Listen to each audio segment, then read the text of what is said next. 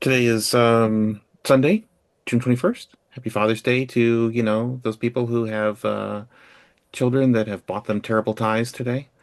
Whatever it is that, your children have bought you. Um, and I know that there are a couple fathers here. Um, just before we started, um, Tim showed us new occupants of his house, little floppy-eared, four-legged rabbits. Because I was saying that I was going down some silly rabbit holes over the past day or two. So we'll start with that. Over the past, let me think about this. Over the past month and a half, maybe, or 2 months-ish, um, the people working on the TSPCO team, as it were, have been trying to get the latest version ready to be able to test and get it to work on everybody's hardware.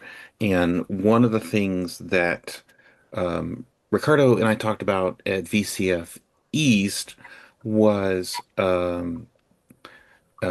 implementing Gustavo's protocol on both ports. And what this means is Gustavo wrote the software for the TS-Pico that runs on the 2068 side. He wrote this protocol a long time ago, the TPI protocol.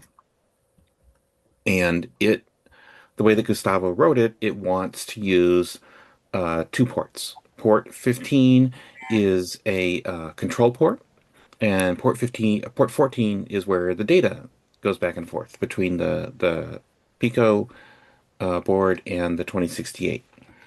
And when Ricardo started, he had a hard time figuring out how to get the Pico to talk on both of those ports.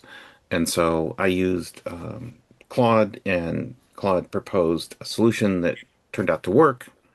So cool. That led to using Claude to do a bunch of other things to try to figure out issues. As it turned out, there was a lot of work getting that protocol working on the Pico side, but it does work. And so that entire branch of exploration is on GitHub right now. And um, Ryan yesterday was trying to do something. One of the things that branch will do now is if you upload a basic, Timex Sinclair basic program up to GitHub, and it's a plain text file, but it ends with .bas.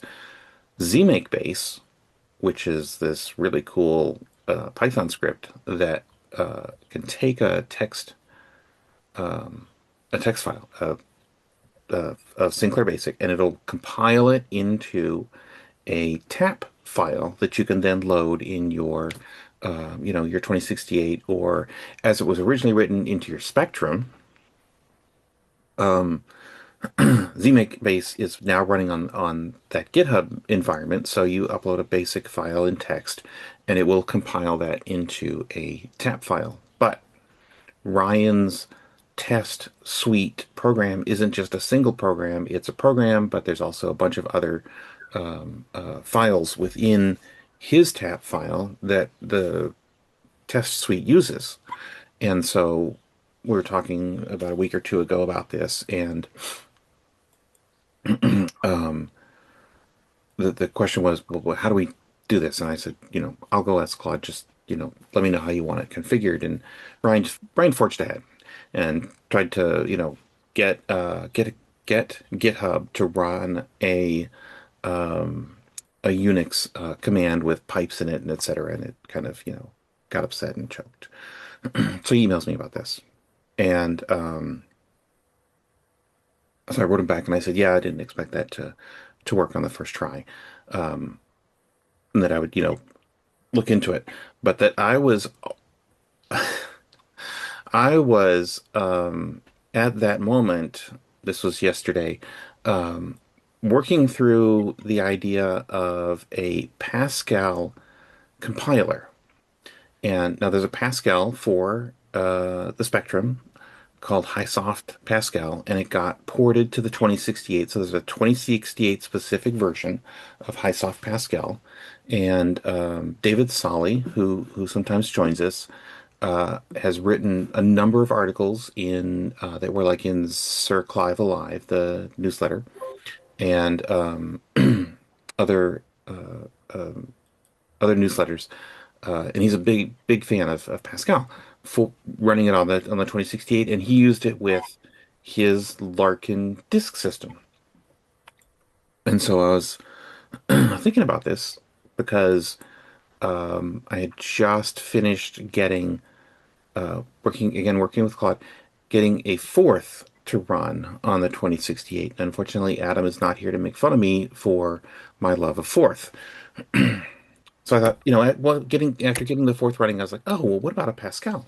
Because Timex, if you dig deep enough into their documentation, one of the things that that's like buried super deep in the specification for cartridges, there's two kinds of cartridges, and a language cartridge, a language ROM operating system, I think was what it says, LROS versus AROS. And AROS is an application, and that would be like the states and capitals cartridge is an AROS. And OS 64, the 64 column cartridge that Zebra made, that's an LROS. So buried deep in the one of the documents about how to make cartridges that Timex produced was the idea that they were going to bring out a Pascal and a logo for the Timex, right? And this is the LROS has this option to specify which of these languages it was going to be. So I was like, cool. What if we had that Pascal that Timex never did? So I, opened Claude. I fed Claude documentation about HighSoft Pascal. I fed it the HighSoft Pascal tap file, which it, you know, open decompiles, looks at how HighSoft implements Pascal. And I said in my initial query to Claude was, can we make a cartridge out of this and make it an LROS that replaces the the Timex ROM? And so it does all this work, and it points out to me that replacing the Timex ROM means having to bring in all the routines, all the things that the Timex ROM does into this cartridge. And instead, it would be better to put, put Pascal into the Pascal interpreter itself, or compiler rather, into into a cartridge, and then use all the routines that exist in the 2068. It's like, cool. Well, then at that point, we don't really need a cartridge, do we? But I also wanted it to work with, and there's a point here, I'm getting to it. I also wanted it to work with the Pico, the TS Pico, right? And um, a long time ago, Ricardo and Ryan we were having a meeting, and I had mentioned my thought of what if we used the TS Pico to replace the floating point calculator routines that are built into Sinclair's ROM. So there's this whole set of routines that do math built in. It's like a little calculator submodule within the Sinclair ROM, and they all run off of Restart 28, if I recall correctly. And in order to use them, you push a couple values into a stack. You call restart 28. It pulls the things off. It does the simple math, like the plus, the minus, the division, but it also does the complex math. The cosines and the you know all the craziness, right? And especially with the complex math, it's not super fast.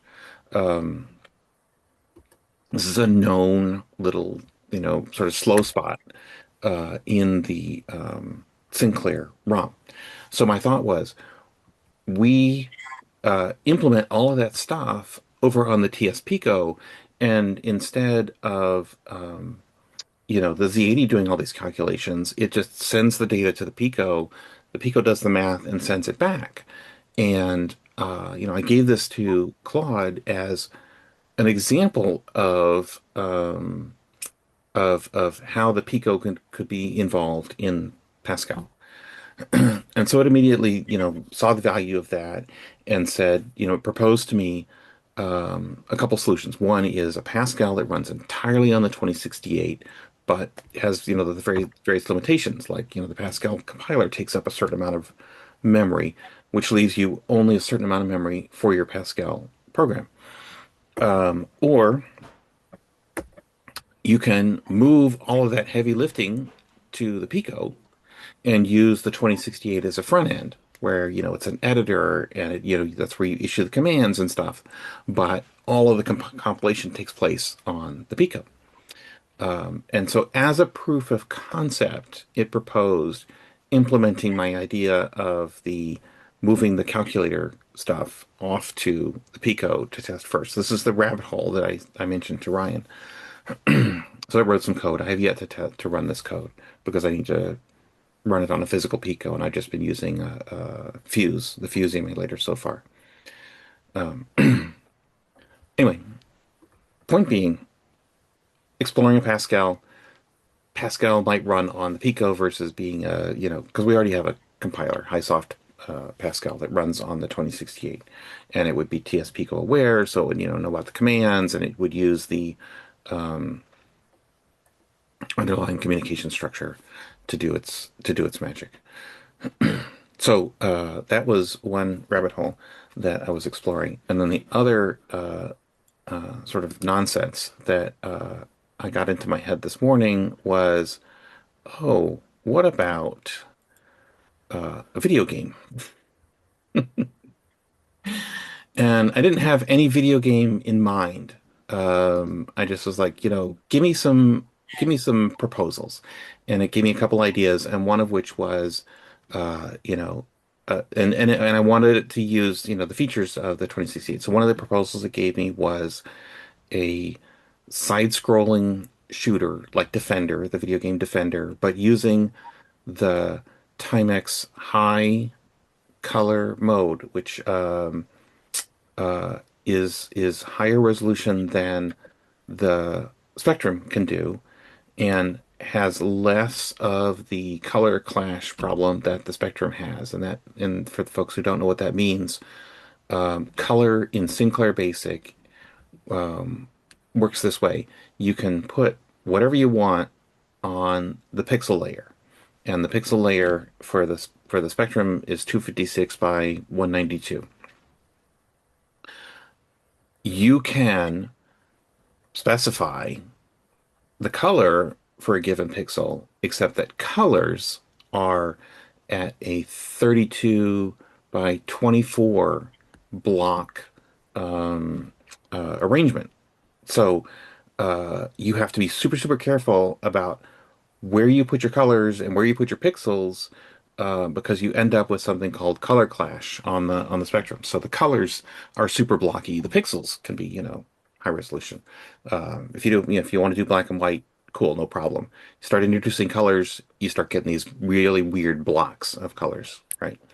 So Timex, one of the things that they did with the SCLD was added some high-res color modes, and one of those is this 8 by 1. So you still have that block size where it's 8 pixels wide, but it's only 1 pixel high. And so you get this really nice color resolution. Let me switch to sharing my screen. So here's this fuse. This is the program that I've been futzing around with Claude today, and this white blob. Oh, by the way, I refined what it had suggested and said, let's do Defender meets Choplifter. So you've got little, white people at the bottom that you're supposed to pick up with your spaceship. This oh, I got this white blob. Uh, I don't know what this white blob is supposed to be. It claims that this is a spaceship. It's also, oh, I'm gonna have to tell it. Whoops. Um, I asked it to put a TS in the middle of the spaceship, which works in one direction when you are moving off to the right. But I don't know if you can see this. When you flip and move off to the left, it becomes a 2T. And it does this cool side-scrolling stuff. And you can see, you can see like in the ground, especially oops, let me move down. There we go. Oh, and there's base. There's the home base. I'm gonna move down, and it's gonna automatically pick up the people as I go past them. There should be one more person. Oh no, I must have picked them all up, and maybe I've deposited them too. I don't know. This is, early on in the development process, but this is Claude's idea of a video game. Um, I told it about the using a UDG with a checkerboard pattern to get additional colors. So you'll see the very base of the ground is green, but just above that, it's that dotted. So you get a slightly darker-esque green.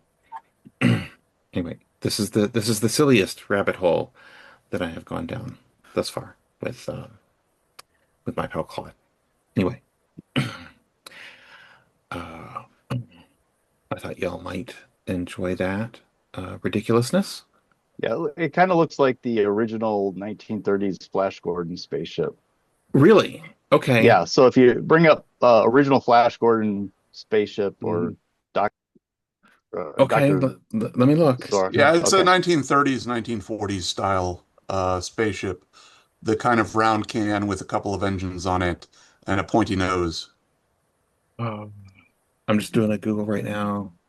But yeah, I mean, so Oh, okay. just so you understand, like, so part of the fun that you would run into at this point, say you complete this program, at this point, it's pretty much technically uncopyrightable. And again, we've got these things coming from different places with where the AI is pulling in stuff from other places that, it's there's a question of whether the AI is violating anybody's copyright in actually generating this and things like that. So I mean, as an academic exercise, no problem playing with the AI and stuff like that, but you need to understand that if you're going to make a product and sell it at this point, if you go to this level with AI generating things for you, you are likely to run into problems sooner or later Yeah, yeah, with yeah. that kind of thing.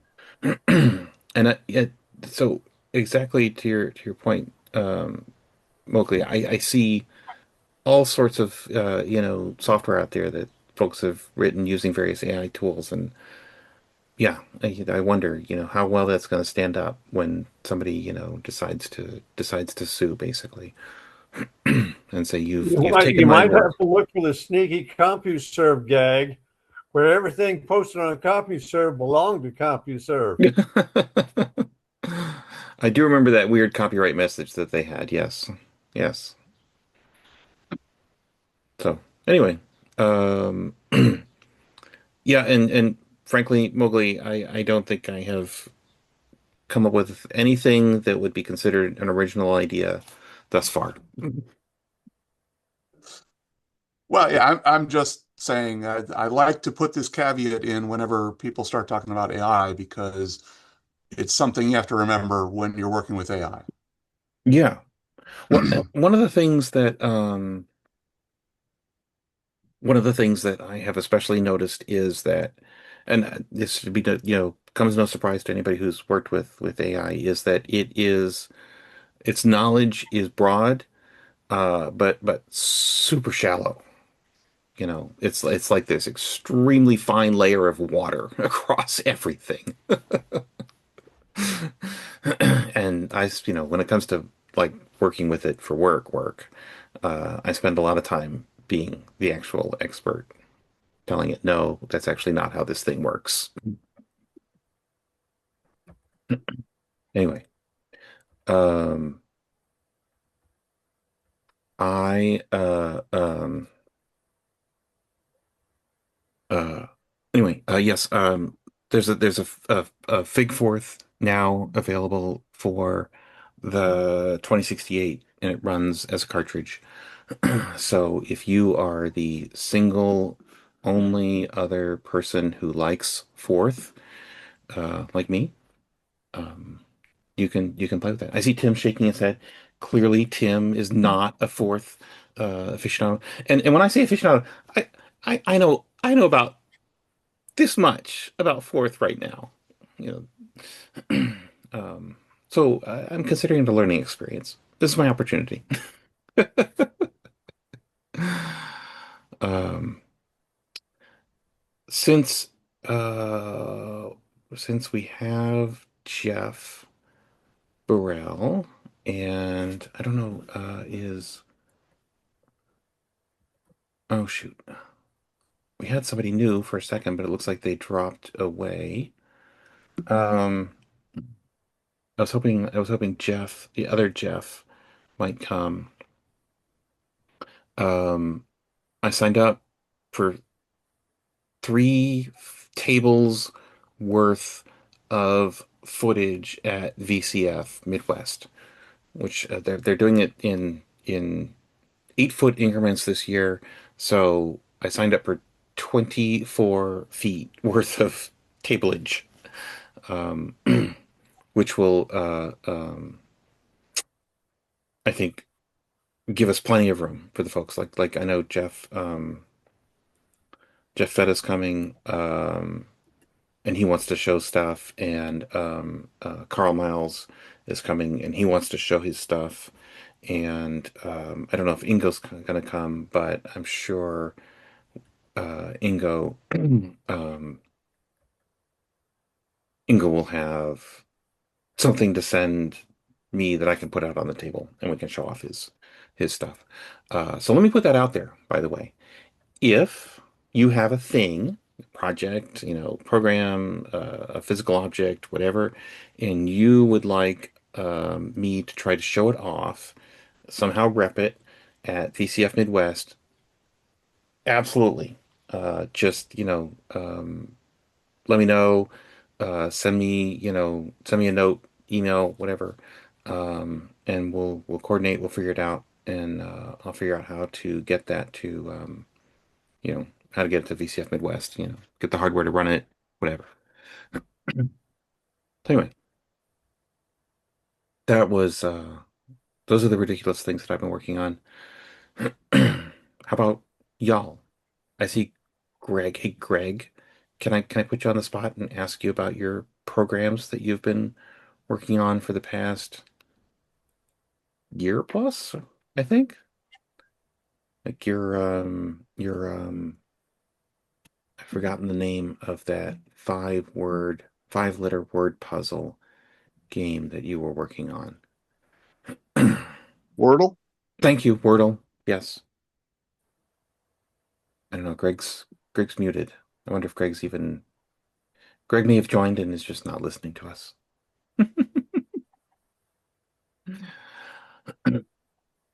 Um, hey Joe, how's how's the restoration of that train wreck of a 1000 I sent you? I haven't gotten to that one yet. Oh, I okay. started on the easier one, the one with the orange wires all over on the keyboard with Oh, those really funky key switches. yeah. So I started on that, and it needed some. Well, the keyboard, the membrane keyboard, of course, is completely rotted away. So it's a total lost cause. As soon as you touch the ribbons, they start cracking and falling apart. So I concentrated on basically taking that keyboard apart and rewiring it, because there were so many bad solder joints and shorting out wires that I could never actually get anything to work because it was constantly shorting out. I said, okay, scrap this, we'll start all over. So I've rewired that, and made a connection and kind of glued the case back together because there was a broken post. So maybe by the time I get back home, I'll be able to screw that all together and then it'll be one completely done. And then that one that's full of clear lucite, I dug around in my random stuff and found an old monitor, like a very early LCD monitor that had completely smoked, but it had a relatively thick lucite uh, light distribution panel Yeah. that I'll be able to cut up and replace those two broken side pieces. Oh my So gosh. that so I was going to 3D print something for that, but I think I'm going to build it out of that other piece of lucite so it looks kind of like it was originally. Oh my So gosh. that's my next one. I'll get to that one, and then like uh, three other ZX81 boards. Just basically pull the chips out, clean the sockets, put them back in, and they just worked. So I made sure that they had composite mods done on them, and they're ready to go. I was thinking of making them as demo machines for whatever we want to hook to them, like that voice box. Oh yeah. I could make that say some, welcome to the, welcome to the,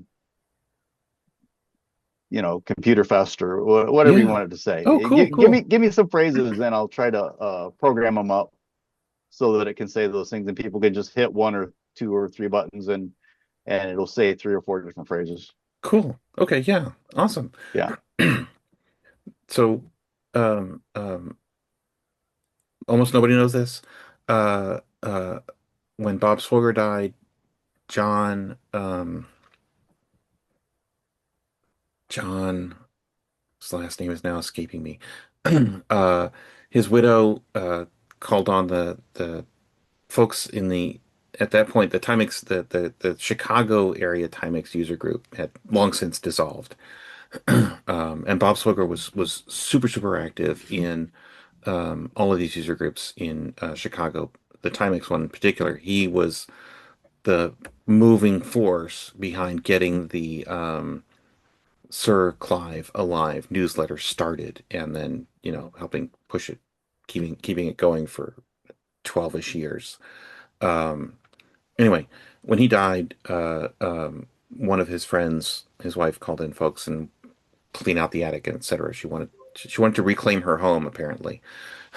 Um, so John went over and he got a bunch of stuff, and he sent a bunch of stuff to me.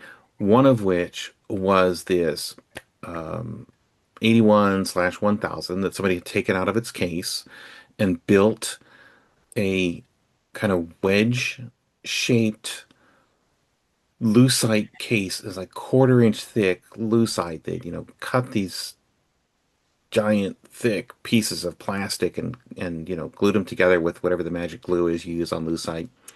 Had built a little uh, uh, tape signal monitor, but one of those like LED level things like you used to see in tape players a long time ago. Built one of those, and it was inside the case. Put these big silver handles on the front so you could pick this thing up like it was some giant piece of rack equipment, and then inexplicitly made a keyboard out of those really terrible Radio Shack push buttons that you used to be able to get. And those push buttons are fine if all you need to do is push that button once in a while. As a keyboard, incredibly torturous. And then whoever this person was, they made this little strips of paper that went in between the rows to remind them what the keys were that didn't. So anyway, over the course of 40 plus years, this thing kind of fell apart and broke, whatever. So I sent it to Joe, and Joe's restoring it. I'm going to be bringing it to VCF Midwest and other shows as an example of the kind of or level of craziness that some of us used to engage in. Back in the day, we would, felt free to just recase our computers into, creative creations, even if the end result, especially in the keyboard, was not actually an improvement over the existing Sinclair keyboard. So this will be a thing of beauty and puzzlement. Um, hey Jeff Burrell, I see you're off mute. Are you there, Yeah. Jeff? Hello. Jeff, Mike asked me on email a couple days ago, did we have an agenda? And I was like, no, not really. But he wanted to know where we are on the 2060. Um, Minnesota. Right. I've got too many balls in the air, so I'm gonna have to get cracking here. So at any rate, this is the version 3 of the board. As you can see, there's still some components that need to be mounted on it. And I expect this will be the final version, and I'm going to get around to working on this probably in the next couple of weeks. Uh, one thing, one thing I've been working on is another board that I've designed, which is a smaller board, cheaper board for doing much the same thing as the 2060. I'm in the process right now of getting some YouTube tutorials on how to write cores for this board that will directly transfer over to the 2060 board. And unfortunately, feature creep is, well, it's more like feature gallop.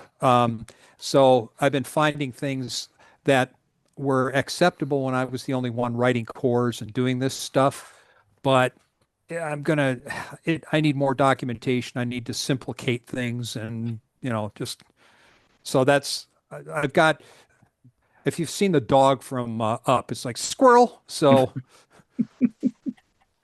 what you're So saying is you are an unhindered engineer, unrestricted by project scope, by project managers. and David, you well know just how dangerous that is. I may be slightly familiar with that. The term is open loop. Yeah, bang bang controller style. So that's that, where go ahead. Oh, go ahead, David. I was gonna say that the 2060 board, they sent it to you with the little extra bits. I Yeah, noticed. yeah. So I, they would do that since they're mounting surface mount on both sides. Oh, right. Okay, that So makes sense. yeah, they have to fit that into their pick and place and into their reflow oven standard racks. So that's why they come that way. Very cool. Very cool. Yeah, and on the software side, we're trying to wrap up that update for the Pico itself, and then Ricardo and Ryan and all the other people who wish to write the software for the 2060 can engage in that. Hey Greg, you say you're available now. Can you hear me? We can. Did your children Okay, release yeah. you? Yeah, pretty much. That was, yeah. Yeah, I unfortunately won't be able to make it to the Chicago show this year, but Oh, I'll be in a remote village in Alaska. So, uh, but is that an improvement? I don't know. Okay. It's different, but yeah, I might have some stuff I can send so someone can be showing. I had a discovery this past week. I've been working on that music video thing with the Chris CV, and the Yes. biggest problem is, and it's just been one of those things that's been dragging on forever. But one of the biggest problems is I really would like it to play the music, and it's been driving me crazy. And then I had an epiphany last week, and that I've got a ZXband Plus. The Mhm. joystick port can behave as a serial port Hmm. but it's only a 5-volt serial port. So I ordered a cheap yellow display Arduino the other day. So I'll have it. It has a speaker. It can play MP3s and has serial, but it uses a 3.3-volt serial connection. So I had to order some hardware to convert between 3.3 and 5-volt. But in theory, I should be able to have it. You can hit the ZX81. It will trigger the music to play from the Arduino and get the lyrics to show up at the same time. Oh my God. That's my goal, to try and have that. If I get that done, maybe I'll send one up for you guys to show. So Oh my God. That would be hilarious. Wow. I don't know why this has been on. It's why I keep playing with this, but it just Um, that's crazy, Greg. And yeah, yeah, that was pretty entertaining to see last year when you had your little setup. yeah. But you have to sync it up and everything. That's what. The Right, only right. problem is the Arduino one I have is only going to be mono audio, but we'll worry about getting a new DAC to make it stereo. Well, there's this module that oh, wait a minute. Wait a minute. Greg, the open span, I was about to go and say there's this I2C DAC module, UDA 1334. And the only reason I know about it is because Jeff Burrell um, has picked it for the 2060, and it's stereo. And the OpenSpan, which is this newer version of the ZX Span, uses that module. And I have, and we can trigger playback. yeah, Oh well, yeah, okay. Well, that sounds um, awesome. yeah. I didn't even think Uh, about that. Greg, I'll build you one of these and send it your way. You're using um, like a 1000 and not a I, 1500, I have right? I have 1,000. I have a 1,500. So, Oh, okay. or I mean, most of the stuff I do on the emulator. Plus, I do a lot of stuff on my Mister, the Okay. FPGA. So, Don, Don, um, Campbell, um, is also working on, he's actually working on a revision to this board. I can't remember what changes he's making, but he pointed out that the joystick port needs to be a different orientation than the default for the 1500. So I just recently got a 1500. I can test that out as well. But I'll build you one and yeah. send it to you, and you can try that out and see I if it. would love that. That would be awesome. Yeah. And you don't have to pay to it out of your pocket. Just tell me what it costs for the parts and everything, and I'll pay Oh for yeah, it. yeah, yeah, yeah. Well, it's no worries. We'll figure it out. Um, but yeah, for the 81/1000 folks, this open span is dirt cheap. I think I ordered like 50 of these circuit boards, and I have 20-ish of the Pico that it uses. It's this little. This is a the newer um, Pico chip, the RP2350, and it's got you probably can't see it in the video, but it's got two rows of headers here. Two rows of holes for headers rather. Kind of like the one that Jeff found for to use for the 2060 module.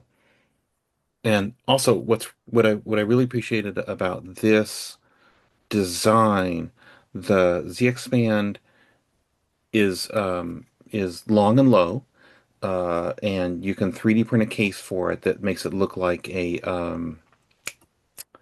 Memotech module. Yeah. Yeah. Um, but it depends on uh, uh, a through needing a socket with deep tails. And you can't get it, the way you used to do this a long time ago was you'd buy a socket that was a wire wrap socket, which had really long tails, really nice long tails. And you'd put it through your circuit board, and then you would have a little bit of circuit board that looked like the edge connector of the 81. And so you'd put that in perpendicular to your circuit board. You'd solder those tails, and it would create, an extension slot. And the folks who designed this designed it to be both plugged directly into the back of a 20, a 1000 or 81. So you can solder in an edge connector directly here, but also they put a little edge connector here so that you can plug it into an expansion bus. So if you have an expansion bus for your 81/1000 with, sockets, you can just plug it in that way. Kind of a cool thing. Um, Nice little design. All right, Greg. So yeah, Greg, your timeline is end of August.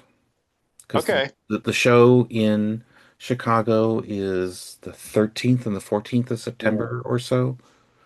Yeah. Probably There's a slight possibility I can I'll be flying back from Alaska. I could route it through there. If I can get my flight, maybe catch the last day, but we'll see. Yeah. I'm not going to touch the Alaska thing anymore. I know. I'm sorry. No, more power to you. Whatever you enjoy about going to. I mean, I'm sure Alaska's fine in the summer with flies and other, having spent Yeah. summers in the Adirondacks with black flies, I'm sure Alaska's even better. Well, I'll be in a backwoods with some indigenous people for a big indigenous celebration. So maybe I'll Okay, eat some bear in your name or something. there you go. There you go. Cool. Cool. Um, hey Peyton, I'm curious to know if you have been working on that amazing 3D design you did for the 2068. If you've done any more work, your video went away and you're still off mic. I don't know if Oh, you're. I'm here. Oh, you're there. Okay. No, unfortunately, I have not had really any time to work on that model, but I'm hoping to get back to it and potentially have it, fixed up sometime before VCF. Okay, cool. Cool. Oh, were you going to be coming to VCF in Chicago? Yes, yes, Sweet. certainly will be there. Sweet. Um yeah, VCF is huge and very um for, It will be old bigger this year. it'll be bigger this year, right? Exactly. And for, old hardware nerds, it's great because you get to see all sorts of craziness that like you only read about in Byte magazine, right? And even older. Um but half of that to me is also getting to hang out with my Timex pals and I'm just harassing Mowgli. I'm just looking forward to the Malort shots Uh-huh. again. Yeah, maybe they give us Oh, some you fresh guys blood. really partied. What's that, Mowgli? You guys really partied when I wasn't around. Yeah, we'll get you involved. Yeah, well, I mean, again, the big problem is I'm going to be busy most of Friday and Saturday. Yeah, That tends to take out most of the weekend, as it were. So, but you um, are you gonna try to have like a table well, like you did last year, where you at least have your stuff showing? yeah, I'm going to have two tables, or at least Okay, I signed up for two tables. okay, cool. So, what I'm going to have, I have no idea at this point. I have some ideas of interesting and weird stuff, uh, and the rest of it we'll see what me and my friend Jim get done by September, basically. Mm.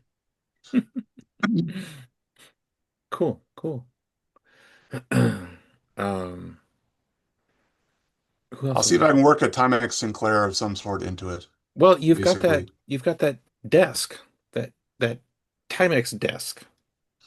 Yeah, well, the desk is sort of portable, but yeah, I mean, it would be a possibility, although the other thing is it's small enough, it's kind of a pain to work into the way they have their table situations. Unless I got them, well, I could say I'd take a 6 foot and an 8 foot table, and then that leaves 2 foot for the desk, which would be enough. Or I don't know, we'll see. how big physically is this thing? Oh, the desk is pretty small. I mean, it's the guy hand built it. Okay. So it's if you ever saw those terminal desks from the 1970s or like the 1980s that are basically just a flat table and then like kind of a C-shaped frame that holds Hmm. the table up. Hmm. He built something roughly about that size. Oh, So okay. I would say it's like probably close to 2 feet wide, maybe a hair over, and probably not quite 2 feet deep, and things like that. Hmm. Um, we did rebuild the entire electricity feed to it because my friend looked at it and said, "Yeah, no, we're not turning that on." Um, so so it has been rehabilitated effectively, Made less dangerous. made less dangerous and less likely to cause fire. So Yeah. This reminds me of one of the things that I sent Joe that came from John, who's now here, John Mark Mobley, came from Bob via John, and that is this highly customized 1000, and whoever customized their 1000, they did what's called this dead bug approach, where you take the ICs that you're going to use and you glue them top side down to the circuit board so that the legs stick up like a dead bug. And in this, then most people sort of fold those over so that the legs are actually horizontal. And this 1000 that is now in Joe's possession has lots of that on it. With just wires going all over the place. And of course, there's no documentation whatsoever, so we have no clue what these things do. Um, Maybe Joe will figure that out before before the Unix time clock runs out in 2032.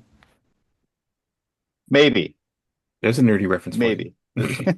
I thought the time clock runs out in 2038. Oh, is it 2038? I'm sorry. See, It's there we go. 20, I think it's 2038. Yeah, yeah.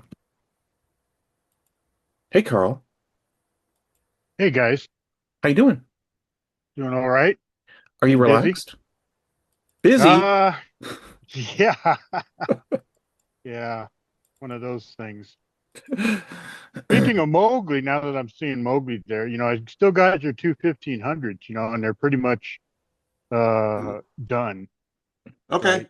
So I don't Yeah. know if Oh, yeah, you I can. Well, and I definitely should bring the suitcase again. The suitcase is always fun.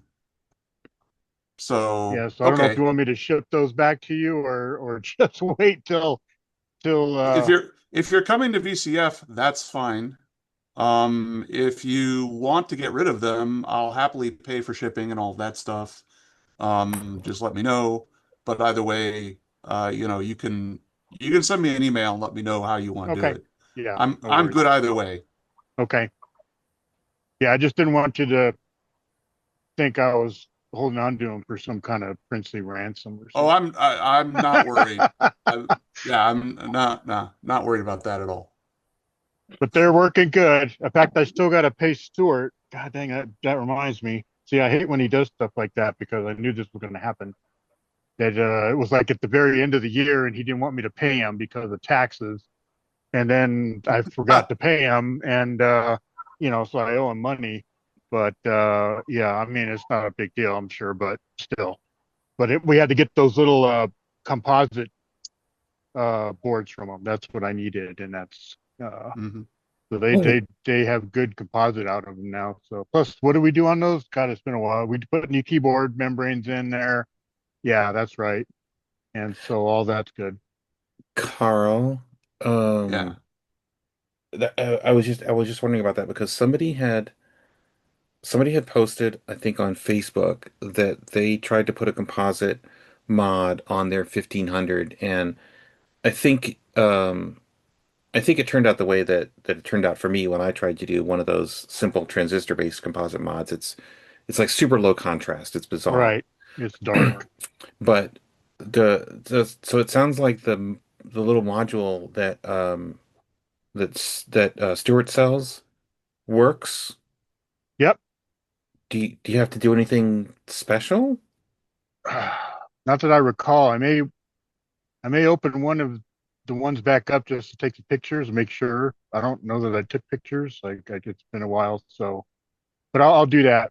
And then but I don't recall it being anything special. It's just Okay. like basically putting into like a 1000. And you get decent contrast out of it? Oh yeah, it looks beautiful. Okay. Okay. All right. Cool. Yeah, Because the transistor mod is just, yeah, you're right. It needs another follower trans or something in there to boost it or something. But yeah, and I didn't want to go through that. So these things were already built, and I know, I've put in like half a dozen of them or more now. So yeah. they work good. Yeah.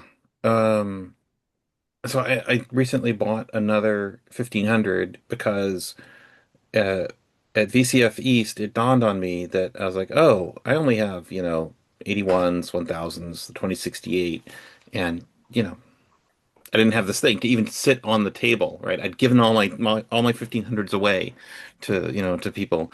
I mean, at one point I had like three, and I personally I had no interest in the 1500, but when you're showing these things, all of a sudden it's like, oh, wait a minute, people probably want to see this thing, so I bought one off of eBay, and I've done nothing with it. I haven't even opened it. I haven't even powered it up yet to see if it works. Um, but yeah, one of the first things I'm gonna get a hold of Stuart then and get one of his modules Yeah. and do that mod. Cool. Okay, good. And I remember too that what's his name? I can't remember his last name. Laffineuse. Yes, yes. So Hmm. he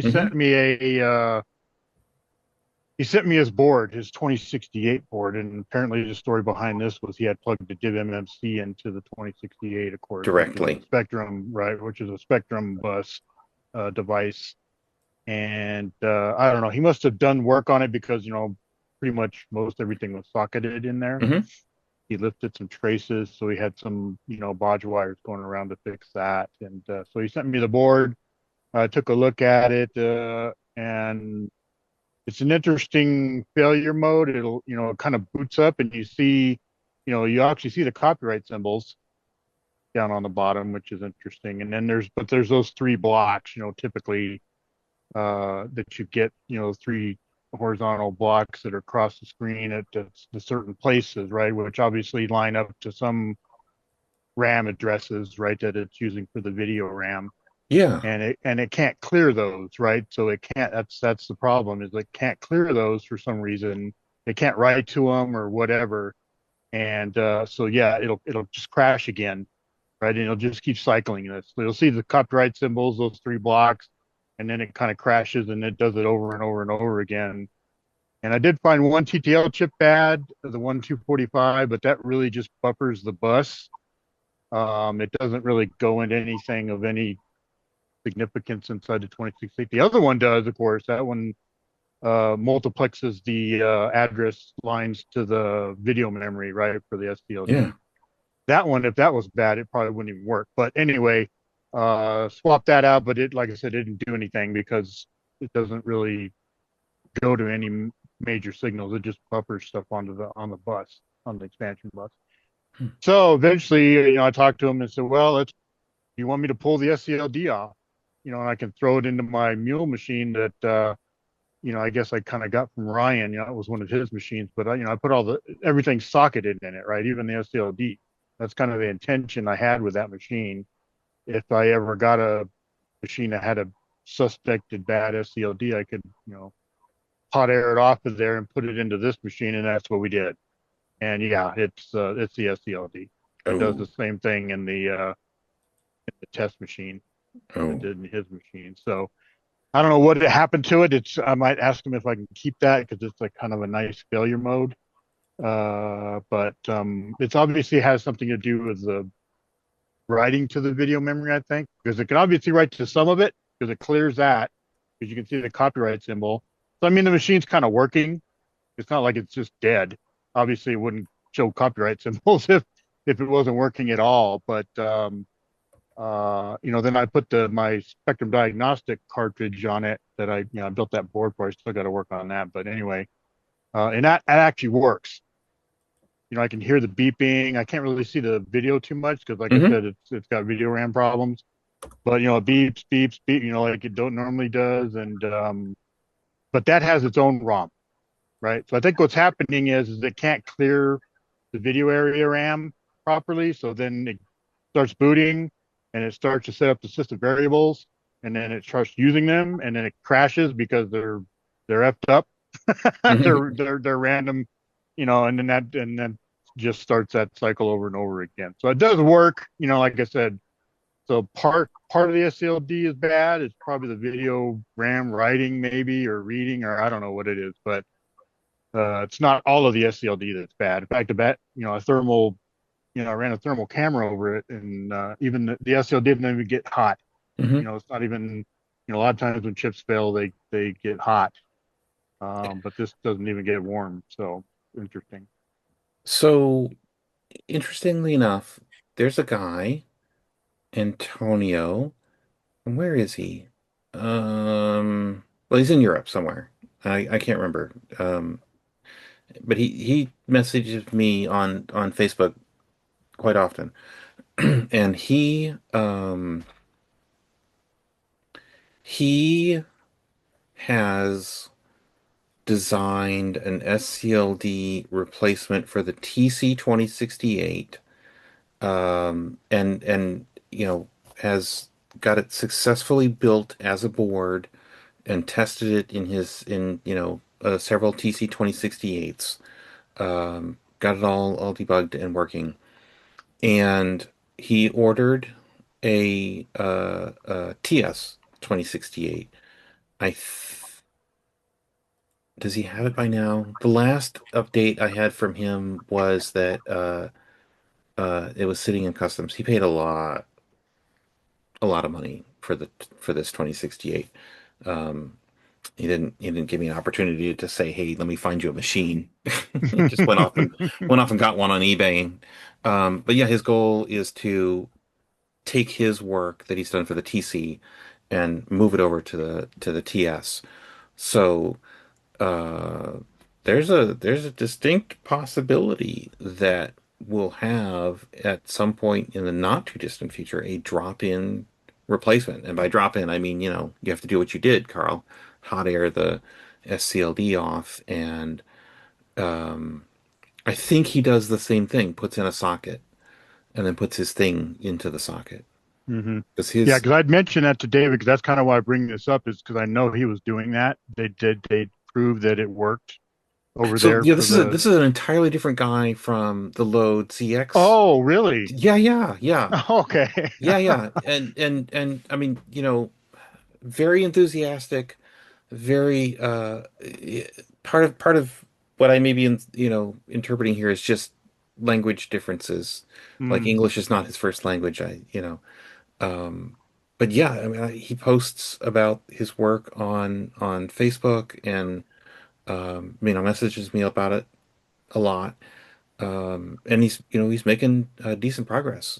So like I said, I expect that we would see some something from him by the end of this year or next year, okay. which would Well, I'll be just kind totally of crazy. put it in his ear that we actually have a machine that could use that right We have now. machines that this could apply to. Yes. Yeah, yeah. I know the one that they did in Portugal. That's the PAL 2068 Yep. SCLD is different pinouts, right? Yep. Obviously, there that has things on it that we don't in ours. So I don't know what he's doing if he's making a pin for pin replacement Yes. or if it's going. Yes. Okay, Yeah. Pin for pin. So drop in replacement. Yeah. okay. Yeah. I'll let David know too because he was like, well, I've got another 2068 that I could use maybe some parts of this one on, but I'm like, maybe if that's going to happen, then we can, I can find another socket and put it on yours and fix the one lifted pin that I don't know why that lifted, but hey, Yeah. 40-year-old printed circuit board. You get what you get. So yeah, I'd like to try something, we've kind of gone down the route of, maybe somebody has some of those SCLD chips that, I know that the one Cat's Place, I think, group Yep. actually bought some of them, but I can't believe that people would have actually used those all up, but maybe. This is the first time I've had a machine with a bona fide bad SCLD in it. You know what I mean? And I've worked Yeah. on a lot of machines, and they've never had a bad SCLD. But then again, I don't think anybody plugged a Spectrum peripheral into into the 2068 and lived to tell the tale there. So yeah, I don't know. Um, so it's been a while since you've joined us, Carl, and one of the things that and you're part of the reason here. One of the things that I worked on, uh, Ryan had this idea of somehow mining the groups .io messages for threads that people, answers to sort of common questions or projects that people have worked on, that kind of jazz, right?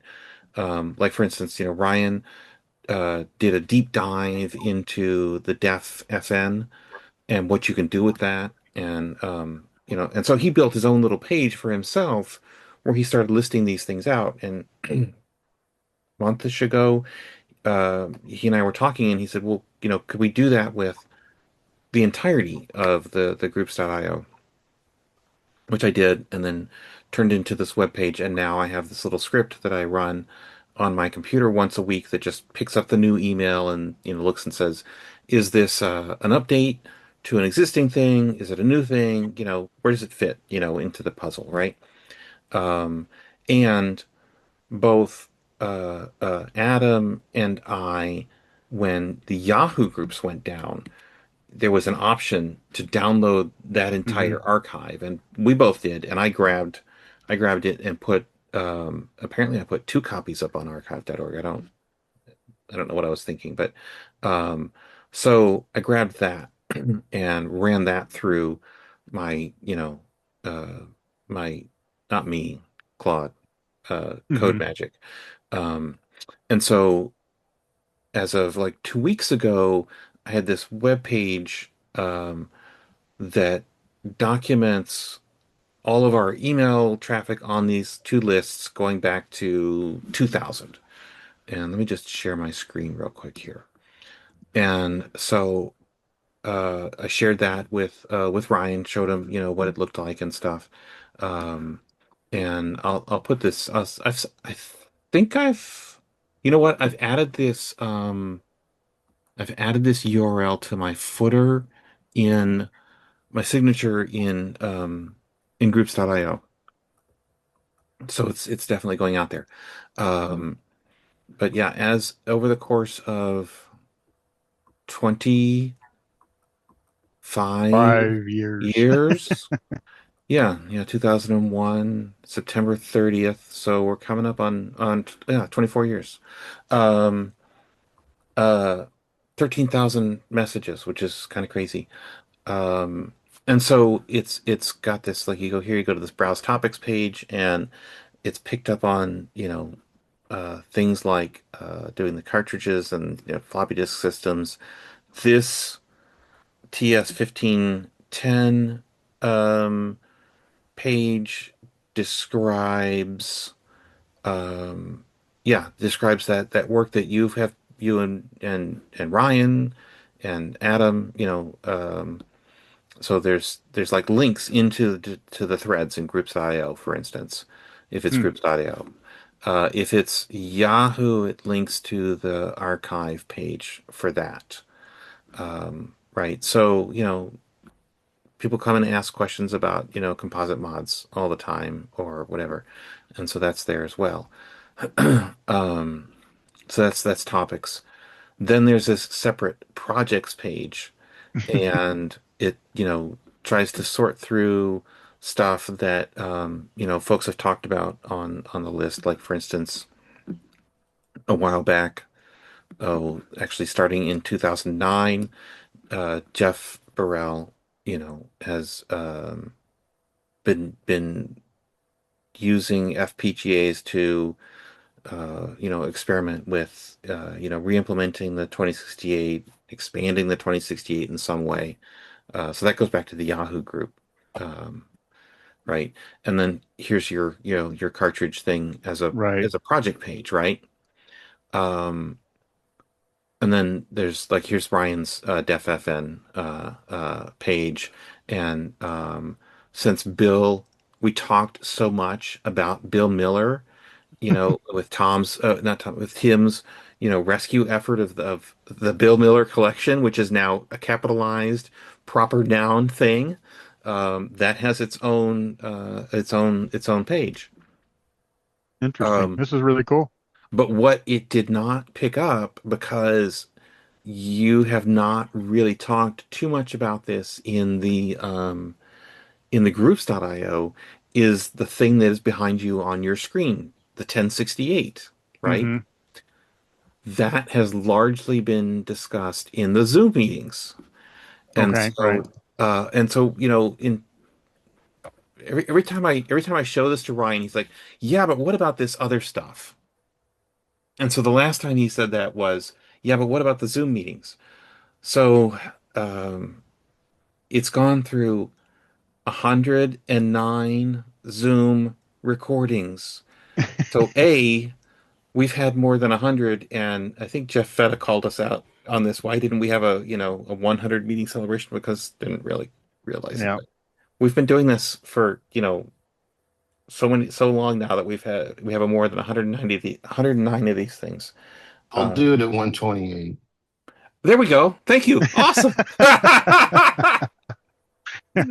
Um, so it used on the Mac, there's a thing called Whisper, which does speech to text, and it used Whisper to make a transcript of all of those meeting recordings, and then it did that same sort of, what projects did they talk about? Who were the people? So I had to like, give it the list of names um, of people so that it would, get our names, reasonably correct, and be able to make, that cross connection, right? And so, like I said, your 1068 project, as far as GitHub, as far as groups.io, uh, doesn't really exist, right? But Right. exists in the Zoom meetings, 25 meetings, and you can go to each one and see, like you started talking about this in May of 2023, essentially. Interesting. Isn't that I wonder what crazy? it's because I don't even think I thought of the 1068 back then. But hey, maybe it was something along those lines, I It, guess. yeah, it somehow fits into Right. that massive overall thread, right? Like this 10 15 60 Right. bus module that you've talked about. You're taking us The uh CZ2000. Yeah, to yeah, make a. that is that Brazilian? I forgot. Is that thing from Brazil? The I think the Serenzi was still Portugal. I think. Serenity. Okay, yeah, yeah. The 2000, and making it look like a 2000 prototype. Right. But yeah, it's cool. It makes it, draws the connections. Interesting. Hmm. It points out that you don't have a GitHub, Carl. Yeah, I need to do that. That would make it easier to because I think what's his name too. Oh, I was looking at eBay, or I have stuff for the 1510, saved on eBay. So when Yep. one comes up, I kind of get a notice about it, and I see he's selling and I don't have any problem with it, but he's selling basically my boards inside a 3D printed case, right? Yep. That simulate, and then you got what's his name that made a 1510 replica, Yeah, Don. right? Yeah, Yeah. Crawford. I I think. saw that somebody made a 1510 replica and is making cartridges that'll fit into the upper slot there. And so that's awesome that people are taking that even further. It's not something that I had thought of ever doing. My idea was just, let's get a board working and then let's expand on the four cartridges that we know Timex made, right? Because who cares about, well, I'm not saying who cares about them. Obviously, people care about them, but that was our stepping stones to actually figuring out, or Ryan's stepping stones, I should say, because he did the software side of that. But figuring out how we can cartridgeify, regular software. So I mean, because I don't think too many people really want to load stuff by tape these days anymore. So, I mean, sure, there's some nostalgia to it, but after you get a couple of tape read errors after spending 5 minutes loading 3D Monster Maze, it gets a little old. And I just want it loaded and I want it now. That's the way we are now, right? I want it now. So I'm glad to see that, it's kind of spurred on some further development, because I mean, it's really cool that it looks like a 1510 cartridge player, but you can put, I think basically my cartridge, I think he modified my circuitry so that it would fit in there and it would work because I guess realistically you could make a cartridge case, right? A 3D printed case and actually put a big EEPROM in there, whatever, and then it would look like a 1510 cartridge, but it would have the 30 some game. Well, at least the 4 games, right? I think he went with the 4 game version because you get to the 32 version, you need the switches, Yeah. and there's no place for that on there. So, Well, if I recall from what Don said about the design that he and David Spinett are working on, um, all of the smarts lives on the 1510 board itself. Because he pointed, he said exactly what you said. You can't make a cartridge with, a 3D printed enclosure that will also let you put an EEPROM in there, right? right, Um, and so what he's doing is making uh, a PCB that'll go in a cartridge that is essentially the switch. It selects right. which of the things on, from the that are that's actually in the main board beneath hmm is going to run. Interesting. Yeah. Well, the other thing I kind of thought of too is, well, this is way advanced. Is it could have its own OS on it, Hmm. right? So it would take over the ROM in the 1500 and it would just bring up a menu of the games that are in the cartridge, right? And then you'd pick a cartridge and then it would somehow remember that and then kick into the 1500's OS, right? And then load the cartridge that you had selected from previously selecting it. So Yeah. that way you wouldn't have to put switches in the 1510 unit itself. It would all be software driven. But again, that's the pie in the sky. But I mean, it's certainly something that could be done. Yeah.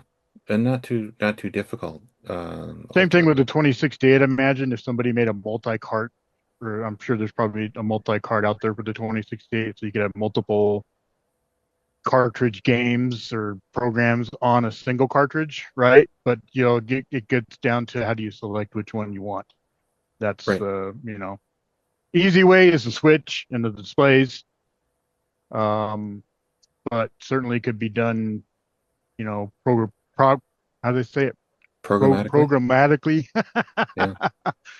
So it would just require a little bit more, well, a lot more technical, to actually take over the 1500 and display video of a menu system. But could be done.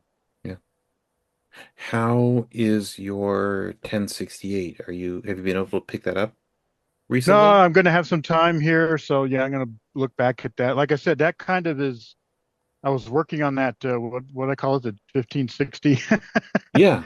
The whole expansion thing where all of that stuff was you just plug it into the 1000 and you have all of that capability. But a lot of the technology, that's in that 1560 obviously is in the 1068, right? Like the joysticks, the sound chip, all that stuff they're shared. So I was kind of hoping if I could get the 1560 working, looks like we're down to the memory thing. I'm gonna have to visit that. That's really what's, I think, hanging us up. And the Kilo Z stuff, I don't know what Ingo has done, because when we were at the last VCF.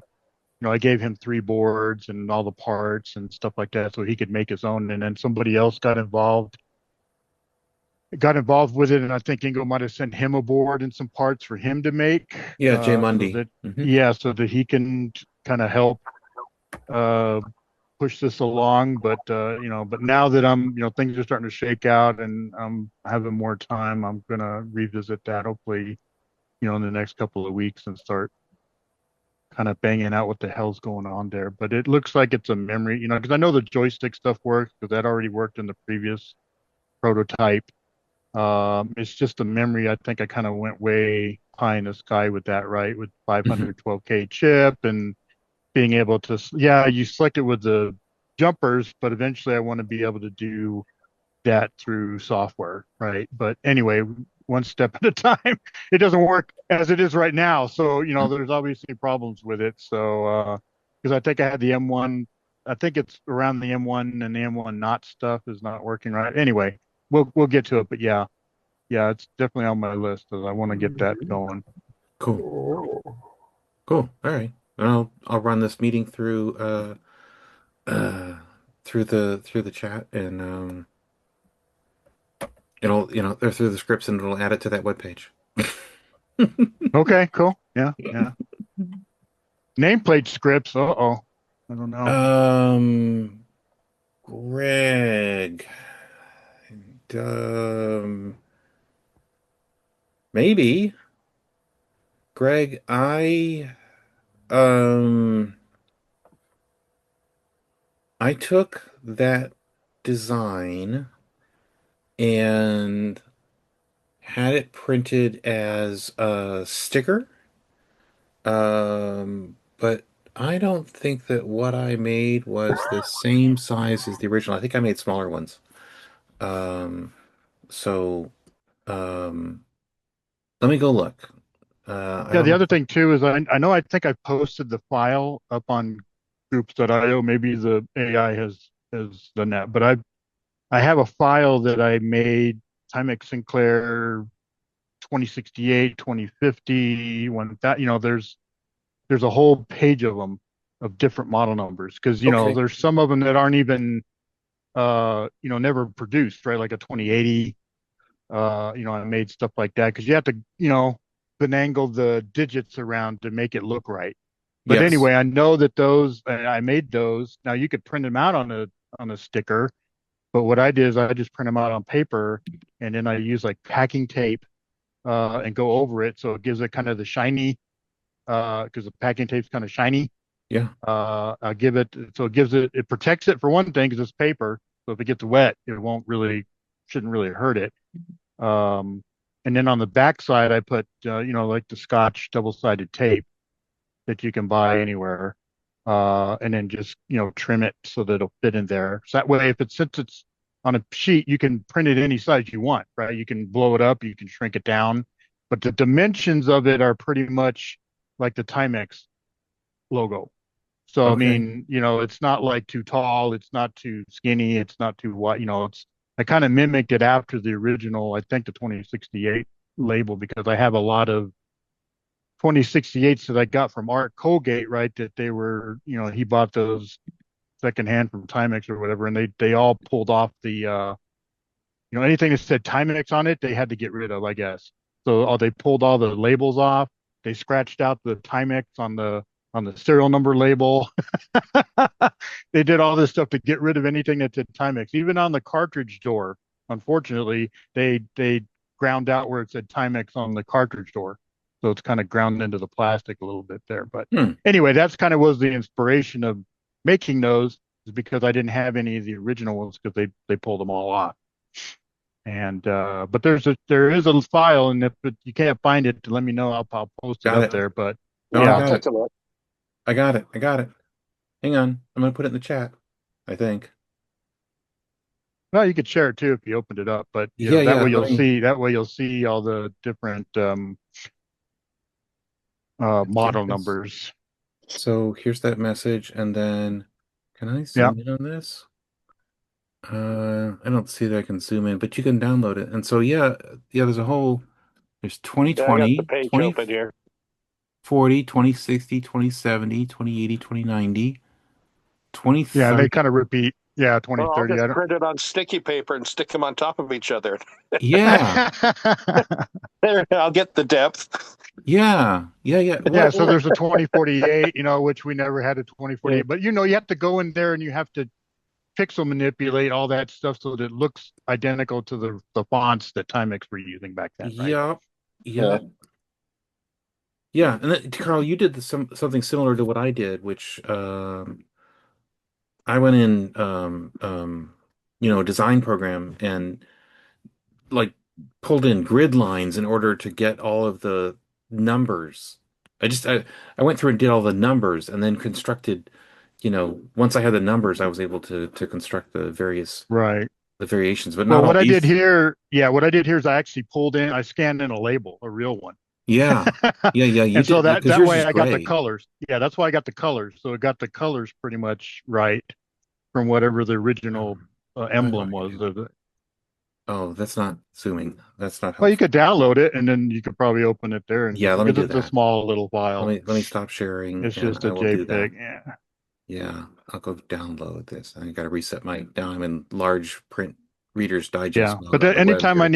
anytime I need a label like that, that's the file I use. And I'll shrink it if it's like on the micro drives, the 2065s, they're a smaller label.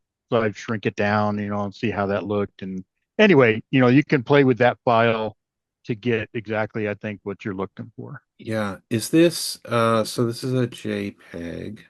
Oh, you Just a wow. regular. Oh, let me show you. Let me show this because you can see that you actually did scan it. Sorry, I gotta find Zoom again. There we go. Um, because you can see the artifacts. You can see the hmm the the texture of the silver, Right. right? And the texture Right. of the blue. Yeah, it's a scanned original scanned, the 2068 label, I think is what I used. Yeah. And then I just went in there with paint or whatever and, pixel manipulated the numbers so that they would be exactly what Timex would have done if they. Wow. You need to save your JPEGs at no compression. Yeah, I don't know what I did. I did this years and years and years ago, so I don't know Okay. what the hell. You don't think you have But it the still looks pretty damn good. Yeah, given that it's going to be so infinitesimally small in reality, I don't think compression is going to be that big a Right. deal. Oh man. Wow, that's crazy, Carl. Cool. I completely forgot that you did that. Yeah. Interesting. That's I'm why, gonna, like I said, I needed those labels too because, like I said, I have a bunch of machines that they peeled them off. yeah, So. yeah. So this is one of the things that, like I'm still tuning hmm this archiving indexing script, and this is one of the things that I need to do is tell it explicitly, pull this, even though there's like this was just one email message from you, and then there's like a little separate thread that just has four messages, you know, in the grand scheme of 13,000 messages, that's like, a tiny drop, right? Right. And yet this is a kind of thing that I want to pull out and have, have it pull out and preserve on that projects page and just call it done or whatever. But uh, Right. just so that, Well, it's like I said, I kind of just made it for me actually back in that day, but I mean, I obviously knew it was going to be something that people could use. That's why I yeah, posted it. yeah. Hey, No, I'm glad Greg. you did. Yeah. Greg, you could print that on cardstock, which will be a little thicker, and then double-sided sticky tape the back of it. Yeah, I'll give it a try and see how it looks. Yeah. I mean, Avery makes sticker things you can print out on too, right? That are already Yep. sticky. And they kind of make them glossy, they make them matte, however you kind of want it. But that's just kind of how I do it is I just print it out on regular paper and then I put a packing tape over it and then, push it down to make sure you don't have any bubbles or anything in it. So it looks, but it gives it that shiny, reflective, and being packing tape, it kind of brings out the colors a little more, when you put tape on something like that. Because it's glossy. Yeah. Yeah, and you push it down, and it really brings the colors. It makes the colors pop a little bit, and then yeah, just double-sided. Plus, that way you can trim it. So maybe it's a little too wide, and I might have made them that way. I don't know, but at least you can trim the edges, the ends. Not so much the top and the bottom because that should be matching. But hey, you may need to trim that too. But that way you can print it a little bit bigger and shrink. The options are endless there. Hmm. Well, and these are all, I mean, I don't know. Let me look at my 1500 here. That's roughly the same size. The Yeah, 1500 one, I think on the machines themselves, they were all the same size, like even the 1000. even the 1000. But you know, I think, the one for the RAM pack oh, is it's tiny. like an eighth of an inch tall or Right, something. right. It's very, very small. You're right. And I don't think I made any 1000 ones in there. I think they were all 2000 stuff. So, Yeah. um, and I never really had the need for a sticker, like a emblem on the 1000 machines. It was those 2068s, like I said, that they got pulled off. Yeah. But I think you're right. I think from what I remember, all the dimensions, even on the 1000 to the 1500 to the 2068 on the machines, are all the same, as far as I recall. So But you're right. On the RAM pack, it's a tiny little thing, and like on the joystick, it's not even it's a sticker, right? That they stuck on the side of the joystick, so it's quite a bit bigger. I don't even think it says 2090 on it. It just says Timex Sinclair. We oh, just know it's a 2090 because I think it was on the packaging and stuff like that, but it's nowhere that I recall on the joystick at all. It just says Timex Sinclair command stick or something like that. that's a good point. That's a good point. I don't recall off the top of my head either. And I even think like the 1510 cartridge player, I think the sticker on that's the same size as the machines. Anything that's kind of big enough where they could make it that size, I think they did. Yeah. Looking at the pictures that I have of the 2090, it has this weird, I'll share this. Zoom It's where just a sticker on the side that kind of sticks the two halves together. Well, I mean, it's screwed together, but you have to cut that every time I've taken them apart. You have to cut through the middle of that where the seam is. Yep, yep, yep, because it goes right over Yeah, over that seam. yeah. See, it doesn't say 2090 anywhere on there. It's No. just Timex Sinclair. Well, and the Timex is white on here, Right. Yeah. which I've never paid any attention to, but yeah. Looks like that one actually is cut. It Somebody does, probably had doesn't to it? cut it to open it. Yeah. Yeah. Oh, There's that an one maybe not. But there's an and it's un interesting to have two lines there too. Here, cut here. Yeah. This is a oh super, yeah, this is probably from a catalog based on that picture, I think. And that looks like it, I don't know if it's been Been cut cut. or if it's Yeah, it just looks like it's been cut. Yeah. worn out. Because most of the time you have to get inside those things. I guess you don't have to cut it. I know I've just taken the Lift it. screws out and you can fold it open, right? Yeah. And it'll see those are cut too. Yep. Yep. And that's just what most people do is that way, you don't F up the label. Yeah. Um, Not that I couldn't probably scan that in, or somebody could make that too and make a whole new label at the right size for that. But anyway, And the cartridge player. Oh, it does say 1510 on it. it does. Yeah, that's And real small. I think the size of it is like on the 26, any of the machines, the dimensions of the nameplate are the same. Since Yeah. it's big enough that they could put it on there. Yeah. There we go. That's a bigger picture. Yeah. I just never made any in the 1000 series, but it can easily be done. Interesting. Huh. Huh. Okay. See, word conversations when I get on here. Oh, you missed the silliness of, the first half of the meeting. Oh, okay. That's okay. Cool. I'll watch it later. Yeah, yeah. Um, Frankly, I am looking forward to. I got my keycaps from Ingo, and a lot of people got their keycaps from Ingo. Jay Mundy posted a video on YouTube about them. He did a little, did the whole unboxing, or I guess unenveloping, opening the envelope. I don't know. Um, and he did that. But I'm looking forward to um, having something to put those on because I really want, you know, Ingo's bigger, his Kilozed thing, right? Hmm. With that full size keyboard and then I want your 1068 inside. Right. Because you've got I'm looking at the circuit board now and you've got all the things. Hmm. You've got Pretty much, right. I mean, all the things that most people would want, the other than color. yeah. Yeah, yeah. Yeah. Um yeah, I'm not gonna suggest you talk to Paul about Well, we start had thought building about that initially that, the maybe we could, chromas. right, that he could give us, access to the chips and we could fab up a PC board where we would put his chip on there. So basically you'd get a Chroma 81 inside your Kilo Z. But, that's down the road. I don't even know if he would want to entertain something like that. I don't see why he wouldn't, but, still. No, I've been trying to track one down forever. Fortunately, Yeah. my FPGA has it, so I can do color. But I've been trying to track one of those boards down forever.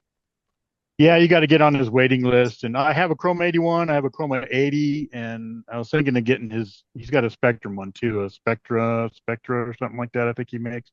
But yeah, he only makes them very, very sporadically. So yeah, if you don't get on his waiting list, then you probably will never get one unless you get it third hand. What so you have one, Carl. What's the magic in it? Well, it's kind of like, same thing that Jeff does. It's a CPLD or an FPGA in there, but it basically adds all these capabilities, sound, more RAM, color, obviously, and cartridge port. So you can and the cartridge ports that he makes is obviously mimicked after the interface 2, right, for the The Spectrum. Spectrum one? Okay. Right. So that's the cartridges that he makes, but you can make them work in the the Chrome 81. Same thing with the Chrome 80, right, which is the GX80 version. Um, and I mean, he's got a good web page on it too, if you're interested. But like I said, they're not generally for sale because he makes them in batches, and then he might not make them again for another year. It seems. Oof. I'm sure he's a busy guy too, but he's not like making those every month. It takes quite a while for him to get everything together and make. That's why if you want one, definitely email him and get on the list. That way, when he does make a batch, whenever that is, at least you'll get notified about it. And they're not really particularly cheap either. He's in Britain too, so that's got to pay conversion from pounds and all that. But I think it was, I want to say, I mean, it wasn't particularly expensive. Maybe $150 Okay. US, Okay. 150 to $200. I mean, it's Yeah, not I a think particular. if I tell you pay shipping and stuff, I was thinking it was around 200 if I Yeah, recall. yeah. And I bought some extra stuff with it because it gives you like an extra cartridge or, you can have add-ons when he makes them. So, it's definitely a cool, uh, I didn't play with it too much, but I kind of just wanted to get one when I could, and I'll play with it eventually. But, it is nice that he makes the colorized versions of software, right? So if you wanted a colorized version of Monster 3D Monster Mage, for instance, he has it on his website Yeah, along I with downloaded all those. yeah, yeah. He's so not, I guess, and he kind of tells you how you can do it yourself. Yeah, you can Uh, patch you can patch an executable with it, which right, just maps it to the characters. right, But when I was playing with that, I needed it not on a character basis, but by position on screen. So right, right. I've done it both ways. And it's a neat little box. I mean, the 81 and the 80. I don't know if the Spectra is the same. I think it is. The case that he puts them in, I think they're all the same because they have the cartridge door, they have the cutouts for the I think a joystick port, like I said, that's another thing that's included, the joystick port and dip switch settings and all that stuff is in this 3D printed case that he ships it to you in. It's a fully, pretty much a turnkey product, in my opinion. It's not just a board hanging off the back like my cartridge adapter thing is. It's a fully baked product. Like a real commercial Yeah, product. I don't know. Yeah, Mm-hmm. I don't know if you have a picture of it, Dave, or I'm sure I'll bring the web page up. Let's see, that's because Roma people can kind of get an idea of what it looks like. interface. Anyway. Yeah, fruitcake. Yep. Okay. So there we go. All right, so here's the web page on Paul Yeah. Farrow's website. Yep. That's the inside of Oh it. yeah. Oh, that's looks like a Xilinx. Can I make this any bigger? Oh yeah, okay, there we go. Yeah, so it's a Xilinx FPGA. I see what you mean by joystick, RS-230 SCART. Oh boy. That's hilarious. I mean, SCART's really popular and that's a nice, wow, that's a nice 3D printed case. Yeah. Yeah. That little That's, hinge is, yep. The hinge comes on there. And I think if you scroll down, it may show the cartridges that go in there. oh, let's see here. There's nothing there, but there's a page where it shows the cartridges and they're 3D printed and they fit in there too. But I will say that SCART is actually really kind of a useful idea. yeah. There's And lots of SCART to HDMI adapters out there. So yeah. Yeah. well, that's the whole principle is that basically the TV has an interface called SCART, and you choose what you want to plug into it by buying the appropriate connector interface. So, I mean, I have a composite video to SCART adapter because whenever I'm in a hotel over in Europe, I'm going to want to watch my own video, my own DVDs. And basically, I just use a portable DVD player and a SCART adapter for it. Yeah. Here's that So, ROM cartridge you were talking about, Carl. Yep. Yep. It looks nice. Yeah, I had a Sony monitor that may have also been a TV, but it had a SCART interface. This is, uh, Well, and SCART also has multiple signals, right? It has mhm. composite. Some of them yep. have composite. It has RGB. So it's kind of a multi Well, interface. the connector itself is to tap to a whole bunch of different kinds of Right. signals, and it's Yeah. a matter of what adapter you get and plug into it as to what signals of it you're using. Right. And of course, it depends on what the original Wow. device is because it may not even put out some of those signals. It may not put out RGB, but it has the composite, so SCART would still work, but the RGB Right. obviously wouldn't. And yeah, here you can see some of the colorization that he's This done is on the game. crazy. Like this color 49er, or whatever this rush is. Look at those. Those are unfortunately, these images are not clickable, but Right. um, wow. Yeah, Wow. it's a nice device to get, but like I said, I'm sure if you go to it, like to order it, it says, yeah, you got to get on his waiting list. Availability, I think, yeah. Yeah. In production, available soon. Yeah. So you definitely want to get Let's on the see. waiting list if you want to get one. And he's got, like I said, the Chroma 80, which is an 81 or an 80 version of it. And yeah, I think you have to go further up, even higher. Oh, So okay. how Yeah, many yeah. more times than the ZX81 CPU, how much more power do you think the add-on board has than the CPU itself in the ZX81? There's the Chroma 80. 3. You might be underselling it a little there. Yeah, and this one comes in a white case, which is kind of cool. Oh yeah, look at that. Yeah. Oh, and I Well, wonder if that's you would want a match. I mean, come on, Carl. Yeah, of course. Well, exactly. actually, Exactly. wouldn't you want an off-white case, like a little bit yellowed white? Well, I mean, you have to put it in the sun for an appropriate length of time in order to adjust the color Oh yeah, yeah. to what your ZX80 actually Yeah. is. But that blue, is that a push button? Yeah, that blue push button, that's pretty close to the ZX80 blue that was Yeah. used, on the keyboard. Yeah. Yeah. See if there's I'm just clicking here because, oh shoot, I thought you would have a picture of the keyboard, but no. All right. Interesting. And then, like I said, he has a Spectrum version too. I think it's called the Spectra. But what would be the purpose of that other than cartridges?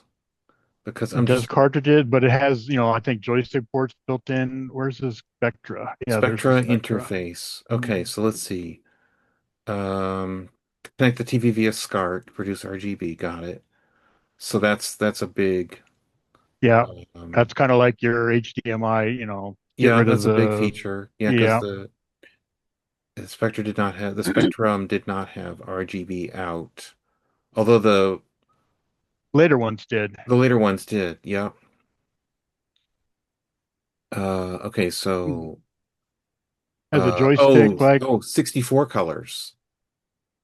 Oh, interesting. And oh wow, extra display modes, extra resolution, and then as you were saying, joystick, RS-232. You can use those interface 2 ROM cartridges, override the built-in ROM. What? Oh, there we go. I was gonna say, what? No case? Uh, yeah, it's the same case, I think, as the, yeah. Wow. I don't know what that is. Kind of This is converter. a adapter Pass through, board. maybe? It says it's adapter for the Spectrum plus Plus 2A 2A and and plus plus 3. 3. Oh, okay. Yeah. I don't Yeah. know what the differences are there, but clearly there's something involving a jumper and involving it says D. I'm assuming that's a diode, but it's got a Yeah, pin I think out there's like a a little bit of transistor. pin difference. Yeah, I think the Yeah. the pin outs are a little different on those. Oh, hello. Okay. Oh, wow. You mouse over it and you get the original image.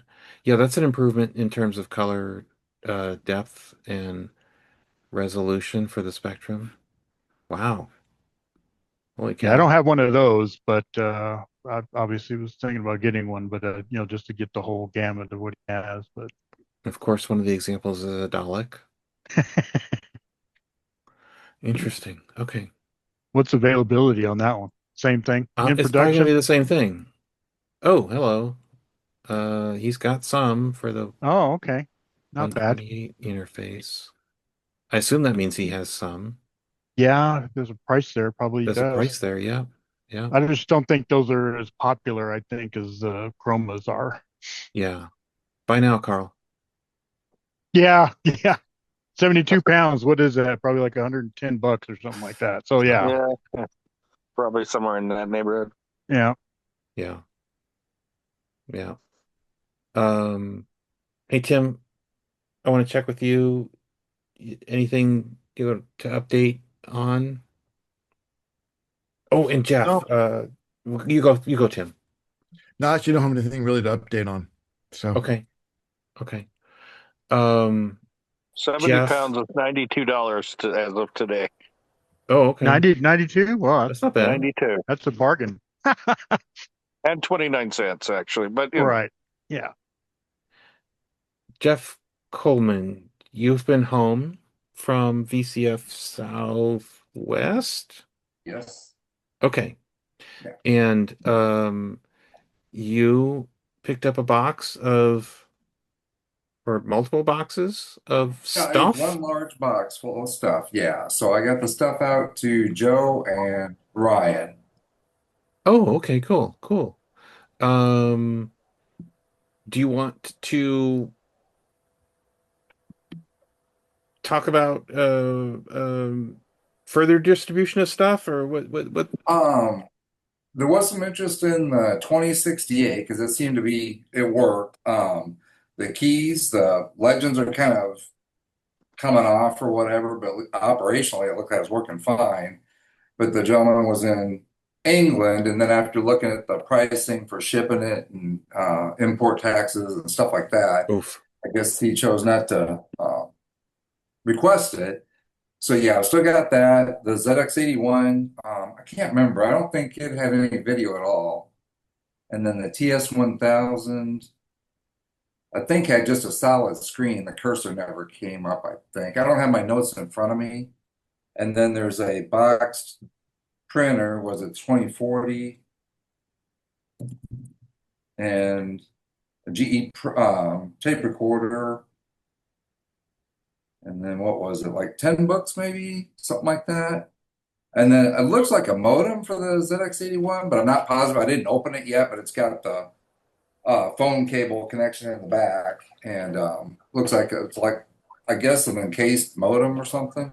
So, Okay. Uh, Was do there you? anything in the paperwork about who the original owner was? there could have been. I've still, well, that's one bummer about getting back from VCF. My Windows 7 machine died, and that's what my printer or my scanner's hooked up to because it doesn't incompatible with 1011.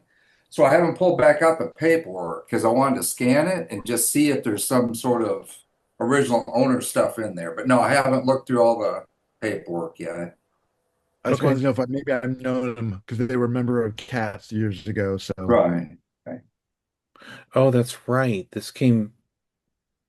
There was something to indicate that this was a Cats person, right? Mhm. Okay. originally, yeah, something from the late '80s, which is when I was there. So it'd be nice to know if it's someone I recognize. Yeah. You sure there's no SCLD chips hanging out in that box? Pretty sure. I didn't see any of those You're unless right. they're You're in the right. modem looking thing and it's like a kind of preserving them so they don't get stolen. I don't know, but yeah. Well, and Jeff, the person that you bought this from, where did they come from? Do you recall? Uh, I can't remember. He's like an eBay seller and he said, "Hey, I know you've got the Timex Sinclair table here, and I would just rather make a deal for your club, kind of get that into your thing where we go to good homes if we can work out a deal." Rather than put everything up on eBay or whatever. And that's why I was working with you and Tim to kind of at least get the stuff in the community. Yeah. So yeah. Okay. Well, so the reason I ask you, because you are in Louisiana, VCF Southwest was in Texas. Hmm. Um, Joan Keeley was a pretty active um, person. She was a 2068 owner. She might have had other systems, but she really liked her 2068. And she was a member of many user groups, but she was a member of CATS. Okay. Um, Remember correctly, she was in Bracketville, Texas. yeah, she was somewhere yeah, I don't remember exactly where that is in Texas, but So I was in Del Rio, and to get to San Antonio, you got through Bracketville. I remember commenting to her that the only thing that Bracketville was known for was a speed trap. If you were going from Del Rio to San Antonio, they would say, slow down in Bracketville. They really enforce that speed limit. That's pretty funny. So yeah, I mean, it could be somebody like Joan. That there was some other folks in Texas, but she was had signed up to be a member for a lot of groups just in order to get their newsletters. And then she would, write them. She would write them and say, "I've written this program here, put it in your newsletter." She belonged to the Syncus group out of not Binghamton, somewhere near Endicott. It was New York, rather, that is.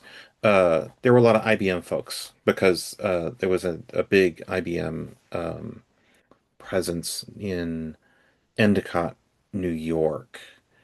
So she was part of that group because I've seen her show up in their newsletter and on their user group tapes, her programs. Is Um, she still with us, or no, she passed away a few years back. I can't remember.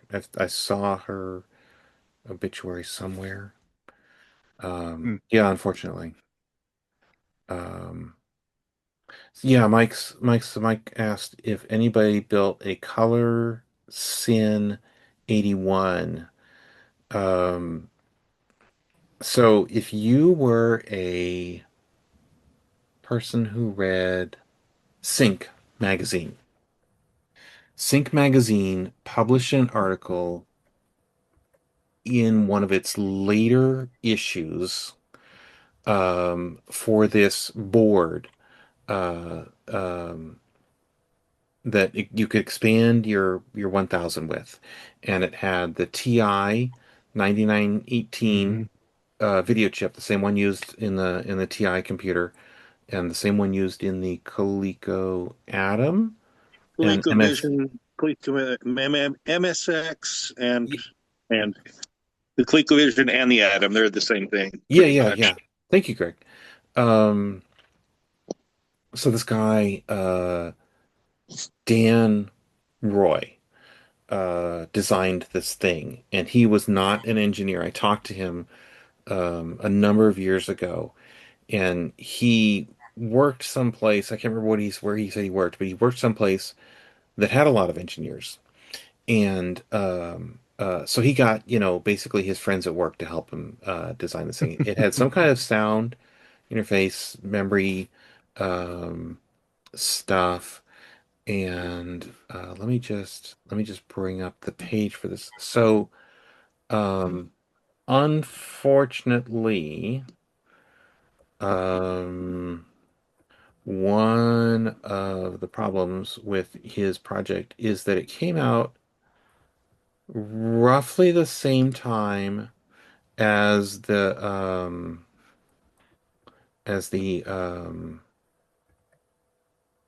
2000. Oh, the article was published in no, came out before the 2000. Article was published in the July-August 83 issue of Sync. I'm just trying to bring it up right now. Um, nope, not chat, share. Uh, and it's going to take me a second. That's deeper into the article. And you can see some schematics here. Come on. Oh, that's robotics. Whoops. All right, let's go forward then. Part of the problem with archive.org is you can specify a page and it thinks the way the paging numbers happens on archive, it gets messed up. Anyway, so this is Dan's article about his thing. And Comp USA, not the store that we used to have, but this company that sold some Sinclair stuff, they were going to manufacture this. Okay, so it was. I'm going to go to single page mode here and zoom in so we can actually see the text. Right. Okay.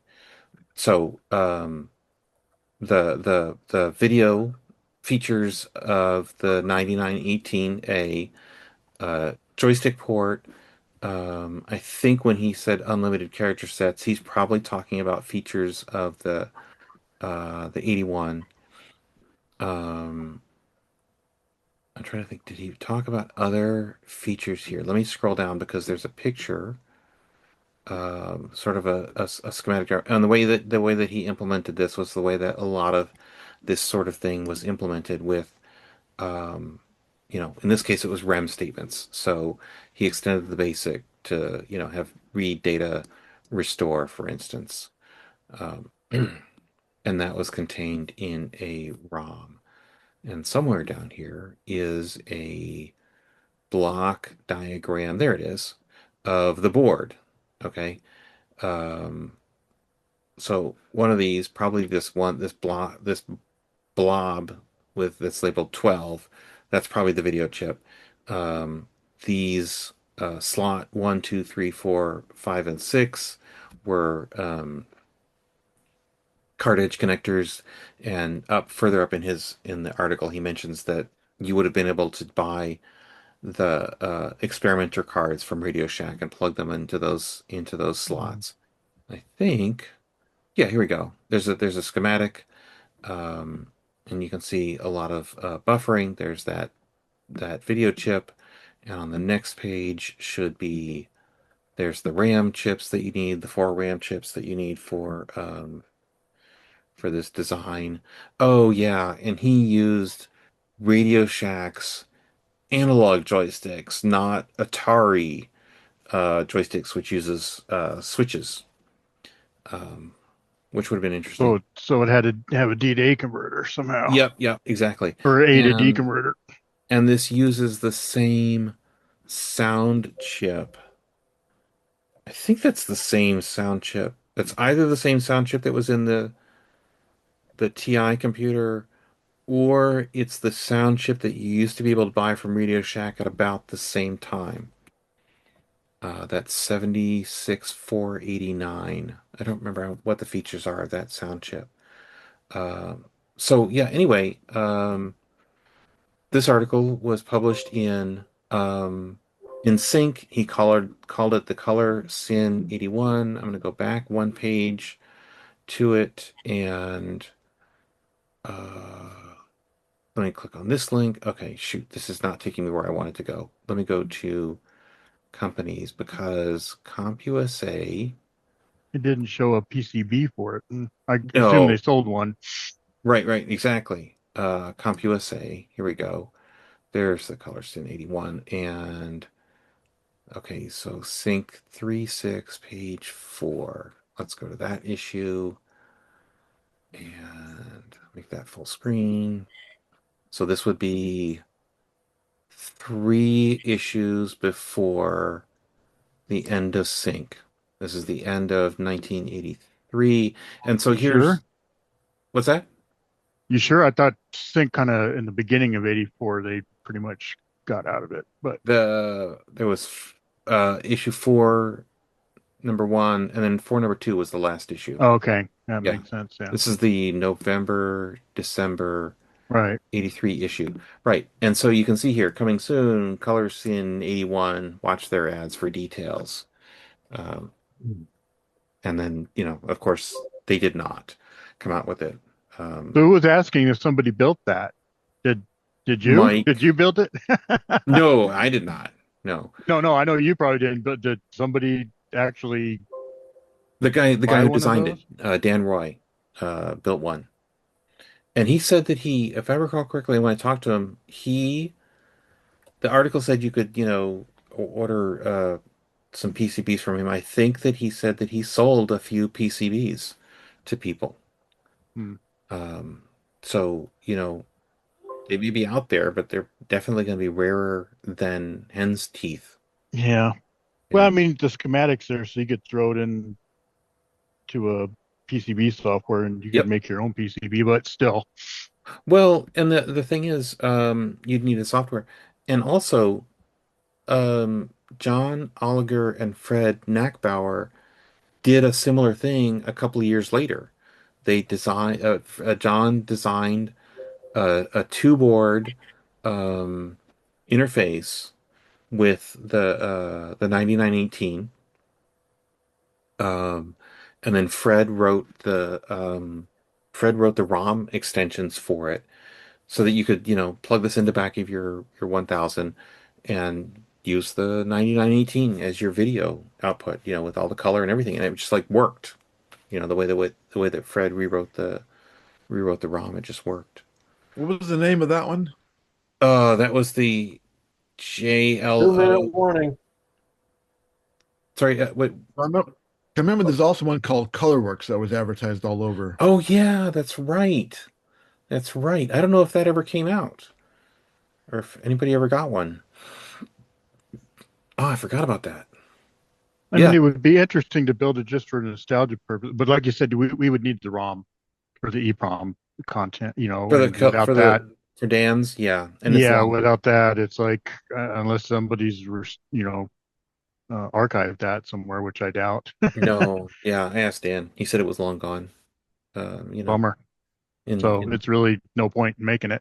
one of his moves. Yep, yep. We have reached. Oh my God, it's 4 o'clock. That was so quick.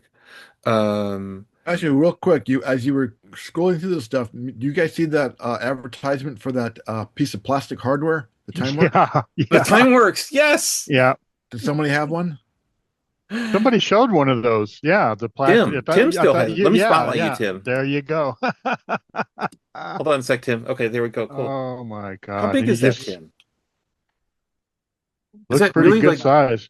oh, okay, so it's bigger than you. Oh, that's huge. What, 2 feet, maybe? Yeah. Okay. Well, the I design was guess you, put the monitor on yeah, top here. Yeah. right. Cassettes went here, your 1000, and it actually has a thing for Is that power? There's a power switch I on it think it's too. yeah, on and off. What's on the bottom? Is it just hollow? I mean, it's just like a. Oh, wow. That is a huge piece of plastic. Yeah, I have no idea what it cost to make, but Exactly. Bill, it was in the Bill Miller collection. So far, no one wanted one, so I still have it. Everybody wants one. So You know what, Tim? Maybe that would be an amusing thing to take around to the VCFs. Yeah, that would be good for display. Yeah. Tim, thank you. I'll reach out to you. Yeah, because it's got a little thing on the back where you plug in, right? I guess the regular power adapter. Right. Which then so basically, look in the back. It plugs in here, Oh, yeah. feeds across. Here's your switch, Yeah. and then it feeds out to be then run into the 1000 or 681. So I nice wonder and where you're simple. supposed to put your tape player, though. No idea, but the siding here is this where you set a number of cassettes. Yeah. Yeah, Or your holds the your cassettes. Well, four you had the most ad. important cassettes. You had the ad up, so And Oh, the yeah, monitor, let me- I'm guessing the flat spot here is where the monitor sits. yeah, the TV. TV. Now, hopefully Yeah. not a heavy one, a small portable. So Hang on, I'm trying to get to that ad. Was that the second magazine? first Oh, I one see you it right looked here. at. Here we go. Okay, let me zoom out a little bit so we can see. Oh yeah, your five most important cassettes. That's hilarious. We went right past that. Okay, yeah. So there's the control center and your 13-inch black and white TV. Okay, so it shows the cassette Well, on when one it's got side. How does it? the There is a important part cut- is it has room for the RAM expansion. Exactly. Yeah. and And there it's- is a cutout from taking the RAM expansion for the printer. There's a cutout on the right. See where? There's Yeah, little yeah, knots right on the there. Oh right-hand yeah, side. I saw when you held it up that there was a hole on that side of it underneath. Yeah. So yeah, there's room to run cables out that. And there's also a small hole in the bottom, like where the ventilation of the 1000 goes. So it gets Oh, ventilated. That's This thing interesting with the costs- RAM pack right there because the RAM pack has to plug into the printer interface thing because it has a pass-through. The RAM Right. pack doesn't have a pass-through, so I mean it would even be deeper. It would even be deeper than you would expect. yeah. 30 Well, bucks. One also actually might hope that they arranged it so that it holds the RAM pack steady on the back Right. of your 1000 or It ZX81. is 9.5 inches deep. 9.5 inches deep. Yeah. and about 6 3/4 inches wide. And so it accommodates all brands of all kinds of RAM packs. That's what it says. Yeah. So Provision it for has the printer cassette and player tape on the deck. left. Does it show? Yeah, it doesn't really show a cable going out that way to connect to the cassette player. No. There'll be a No. cutout for that cable somewhere. There isn't one on the left-hand side. There's no cutout for any audio cables. What about in the Okay. pocket where the So The- there is so where the power comes in. Okay. Where the power comes Oh, in, yeah, see there's okay. a hole right here. yeah. There's also they'll mention the one. This is the where I'm assuming the ventilation is. The breather. Yeah, On that the is- side, there's nothing at all where the tape player is. Oh. On the So- back, Okay. on the back, I noticed there's a big cutout. I mean, it would be kind of like big more is an expansion thing, but obviously the computer isn't There's back the that back is far. a cutout. Yeah, I don't know. It would be almost nothing to just drill a little hole in the one side for your audio cables. So it'll be easily adaptable. So Oh, that's crazy. That's crazy. Yeah, a you little have Dustin's been sitting outside for a couple of years now. I had to knock off the spider webs. I did notice that ad, and I was like thinking, somebody has one of those. I know. And I guess Well, it's, Bill had one. I've got it now. So it's Tim's now. Yeah. Okay, Tim. Well, maybe it'll be David's, so he can take it I'll to reach out the. to you. Hopefully, it'll no fit in one of problem. my Little by little, I'm bins. getting rid of stuff. Cool.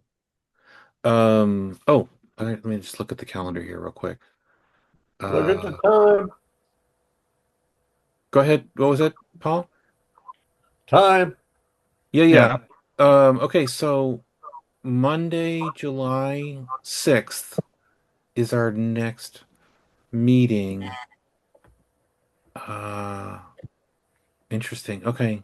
And then 2 weeks later is the third Sunday, so because Monday okay. Anyway, all right. So yeah, Monday, July 6th is our next meeting. And there's a guy, David Stevenson, who has written a version of Xevious for the 81 that looks really cool. And I've seen a video of somebody playing it on YouTube.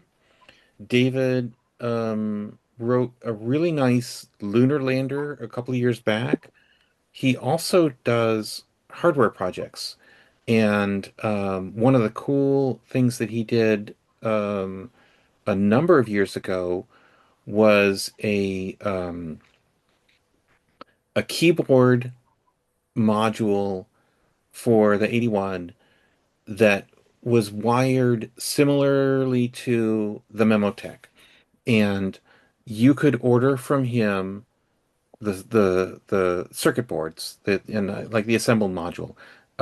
So the keyboard, and the key switches and the keycaps, and it came with those stick-on labels that you can get from For Keyboard is the name of the company.